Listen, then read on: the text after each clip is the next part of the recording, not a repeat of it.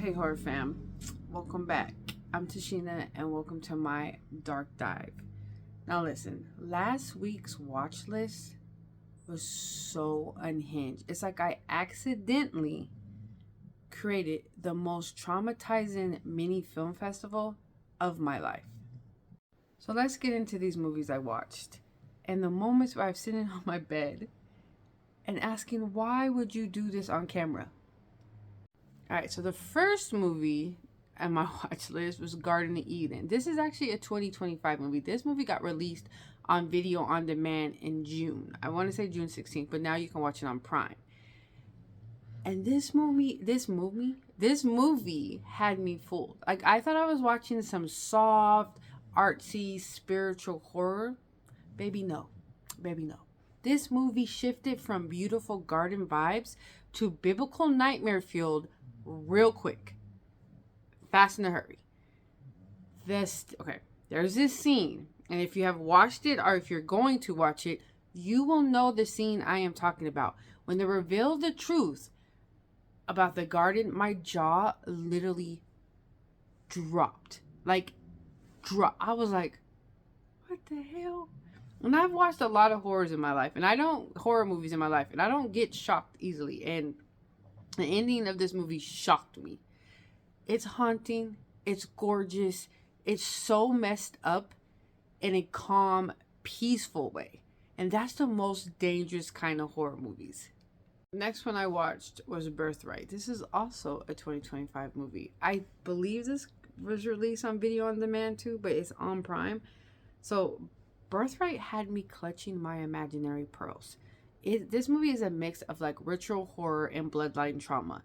And when the twist hits, girl, the whole third act, I sat there like, ain't no way. Ain't no way this is this family secret. It's messy, it's intense, it's bold, but I also feel like it could have pushed some parts harder than what it did.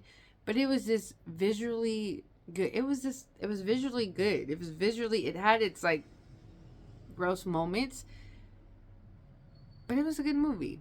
It wasn't the ending could have, I don't know, I just felt like the ending could have went a little harder than it did, but it still was a very good movie.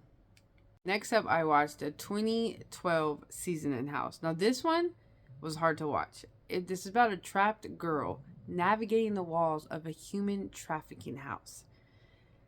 Yeah, it's already brutal. But the violence in here isn't like your normal horror violence. It's that kind that makes you sit still for a second and question, like, why am I watching this type of movie at 2 a.m. in the morning?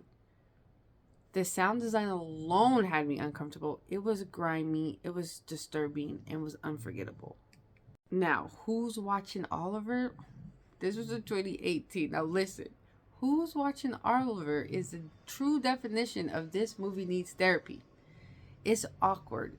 It's tragic. And it's just straight up wrong in so many ways. The stuff that Oliver does has me sitting there like, what the fuck? It's dark. And it's dark in a sad way. Not just in a scary way, in a sad way. It's definitely disturbing, and I will not be rewatching this one. This is a one-time watch for me. Next up, I watched We Are Still Here, the 2015 movie. Now, that old couple, the lonely house, the icy atmosphere, it all builds up to this one most explosive ghost finals in recent horrors. The ghosts in here ain't just whispering. No, they don't just float.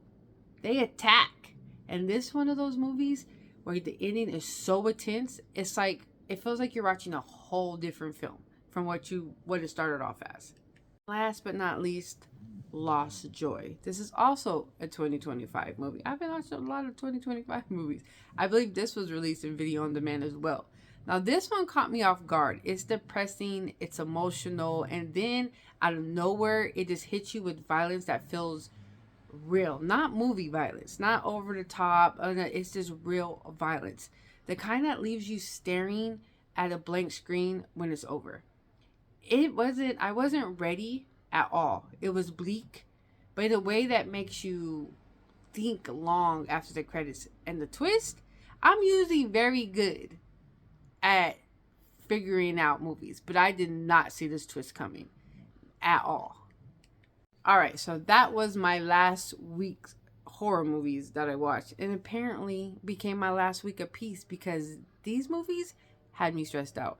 If you've seen any of these movies that I have discussed in this video, drop down in the comments. Let me know your thoughts. And if you have any movies that are shocking that you think that I should check out, drop those also down below in the comments. I am always ready to traumatize myself just a little bit more, you know? So hit like, subscribe, and y'all stay spooky. And I'll see you in my next dark dive.